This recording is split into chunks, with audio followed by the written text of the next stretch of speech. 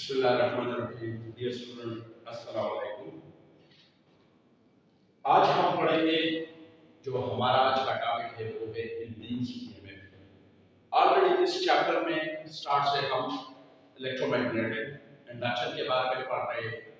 तो पहले लेक्चर में हमने इलेक्ट्रोमैग्नेटिक इंडक्शन पढ़ा, फिर फैराडे लॉ उसके साथ की, और उसके बाद फिर नेक्स्ट लेक्चर में हमने लेंज लॉ की। आज जरा इसको फर्दर लेके जाते हैं कि what is mean by induced EMF.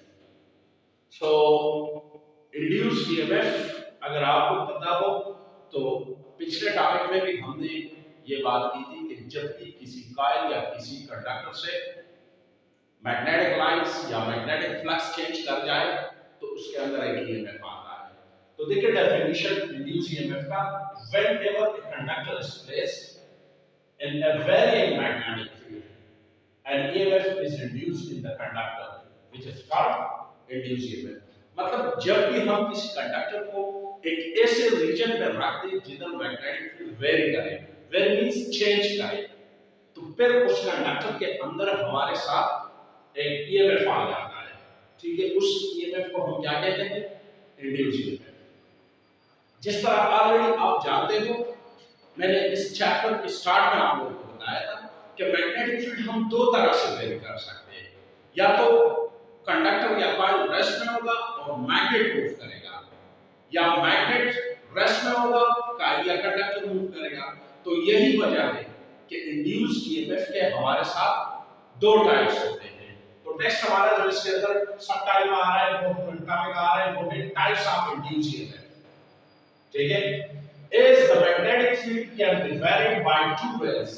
So there are two types of induced EMF. Number first, dynamically induced EMF.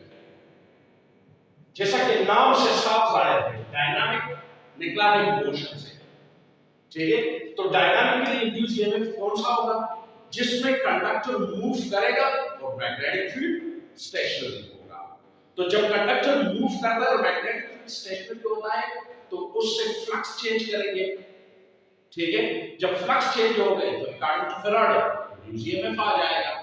तो देखिए, when the conductor is moved in stationary magnetic field in such a way that the magnetic flux linking the coil is changed, an EMF is induced in the coil which is called dynamically induced EMF। मतलब conductor magnetic field में इस तरह stationery magnetic field में इस तरह से move करे कि हमारे साथ जो कॉइल पड़ा हुआ है या जो कंडक्टर है उससे जो फ्लक्स लिंक कर रहे हैं वो फ्लक्स लगातार चेंज करे। तो जब चेंज आएगी अकॉर्डिंग टू फैराडे ईएमएफ आएगा। इस ईएमएफ को हम क्या करेंगे? Dynamically induced EMF. इसकी बेस्ट एग्जांपल जो हमारे साथ है, इसकी example the EMF induced in the coil of AC और डीसी जनरेटर।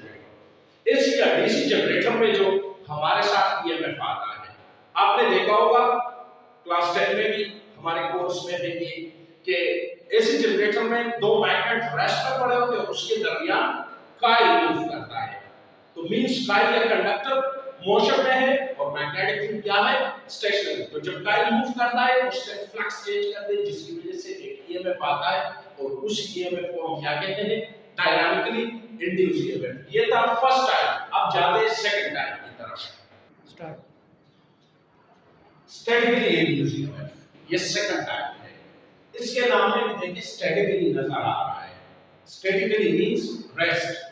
तो मतलब ये ऐसा टाइप है जिसमें आप देखोगे कि कंडक्टर रेस्ट में होगा और इसके अंदर मैग्नेट मूव करेगा।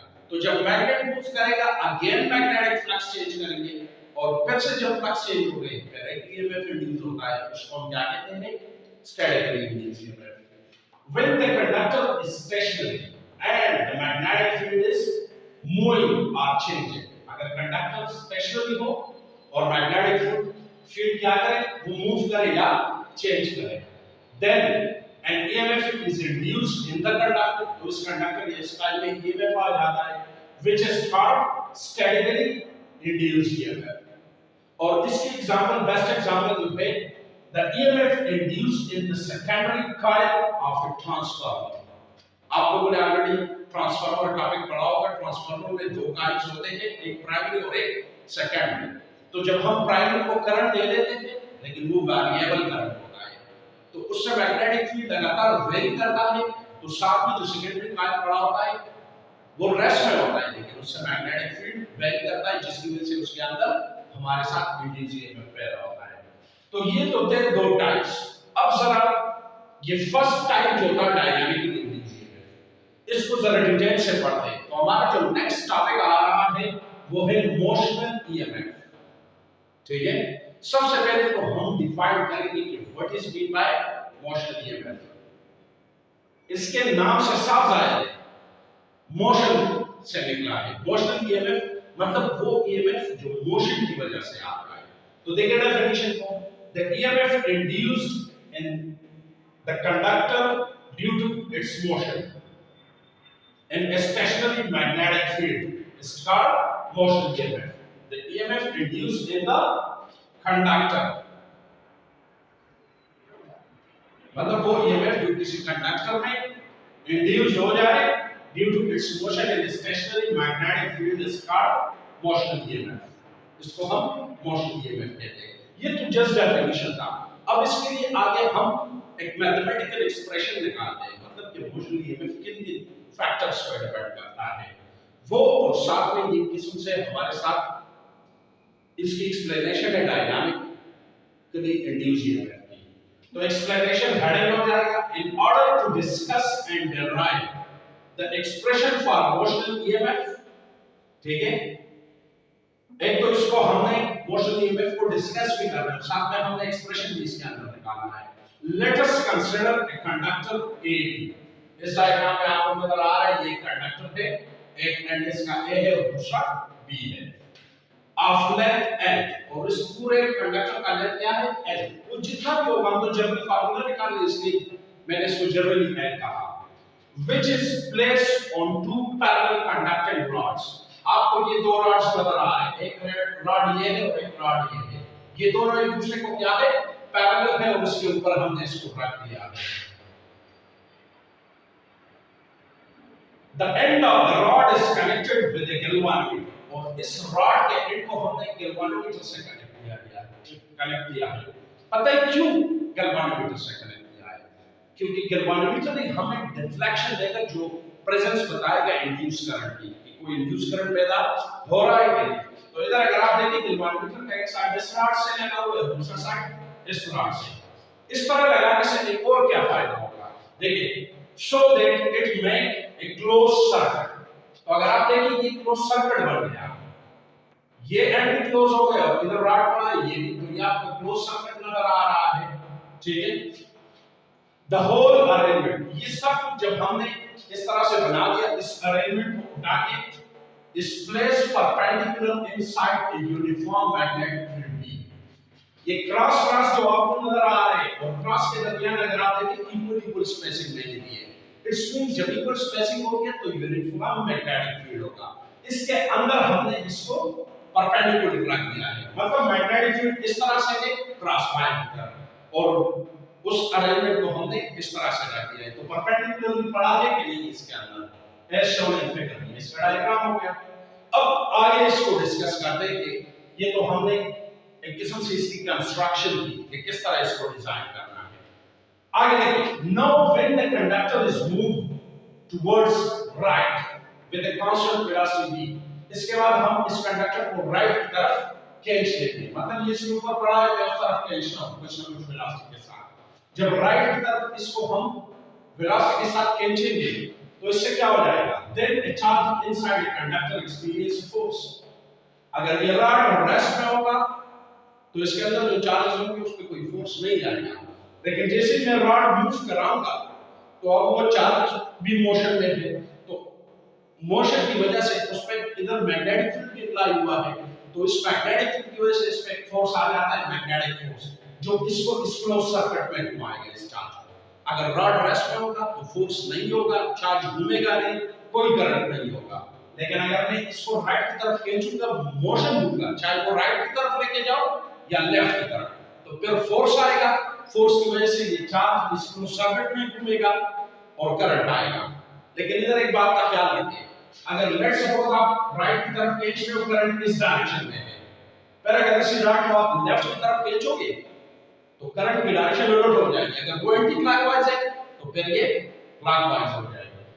अब देखिए, then a charge inside the conductor experiences a force due to which a current is induced in the conductor.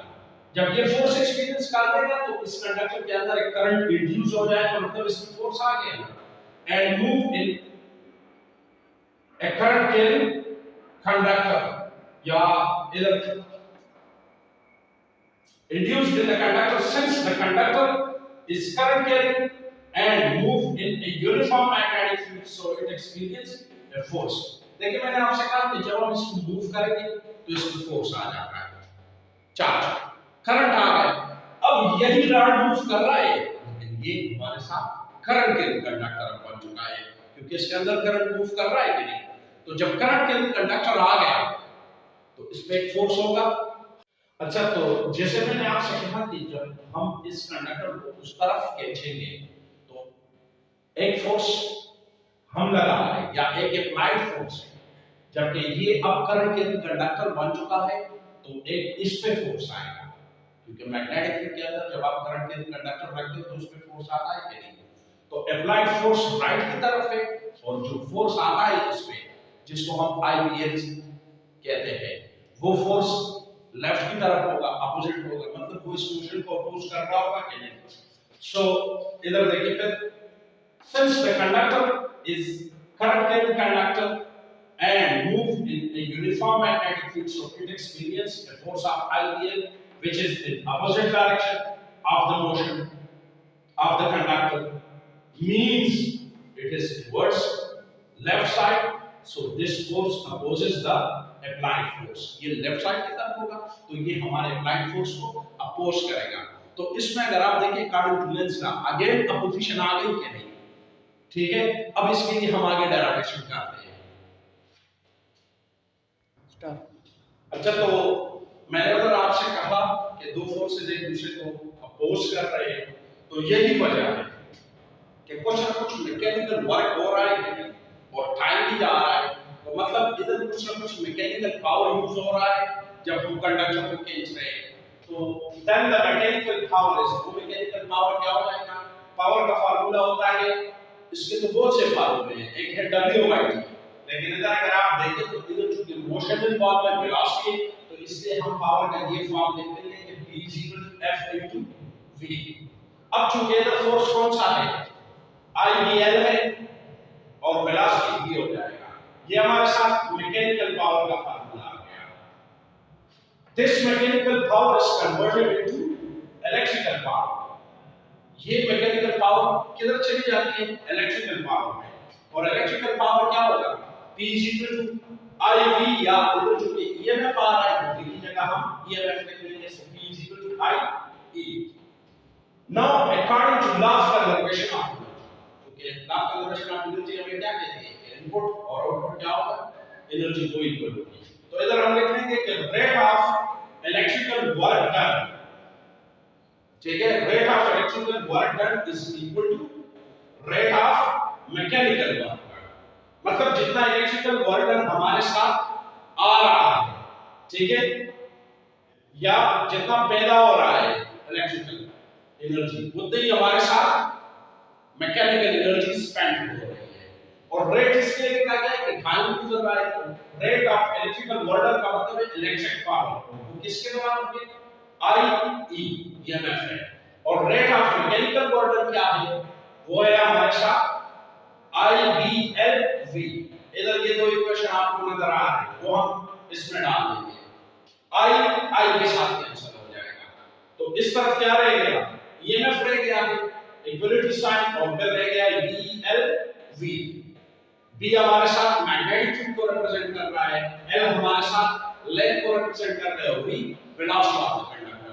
मतलब ये तीन फैक्टर्स हैं, ये जो मोशन EMF आ रहा है ये इन तीन फैक्टर्स पर डिपेंड करता है, मैग्नेटिक फील्ड पे, मैग्नेटिक फील्ड कम ज्यादा करोगे EMF पे असर पड़ेगा, सेकंड लेंथ ऑफ कंडक्टर पे डिपेंड करता है, और थर्ड वेलोसिटी पे, जितना फास्ट मूव करोगे कंडक्टर को तो ईएमएफ ज्यादा आएगा, स्लो मूव करोगे ईएमएफ कम आएगा। So this is the mathematical expression for motional EMF. ये हमारे साथ मोशनल ईएमएफ के लिए मैथमेटिकल एक्सप्रेशन या फार्मूला है। लेकिन एक बात याद रखिए, ये फार्मूला कब वैलिड करेगा? This equation is valid as long as V and V are mutually perpendicular. अगर आप डायग्राम से देखें तो मैग्नेटिक फील्ड, लेंथ और वेलोसिटी वो तीनों क्या है? म्यूचुअली परपेंडिकुलर है। मतलब मैग्नेटिक फील्ड इस तरह है, कंडक्टर ये हुआ और केस रे उस तरफ, तीनों म्यूचुअली परपेंडिकुलर हो गए कि नहीं? तब ये होगा। लेकिन लेट सपोज ऐसा केस आ जाए जिसमें ये म्यूचुअली परपेंडिकुलर ना हो, तो फिर हम इसके म्यूचुअली परपेंडिकुलर कंपोनेंट यूज करेंगे। तो स्टूडेंट ये था आज का topic. If you have any question then comment please. Thank you.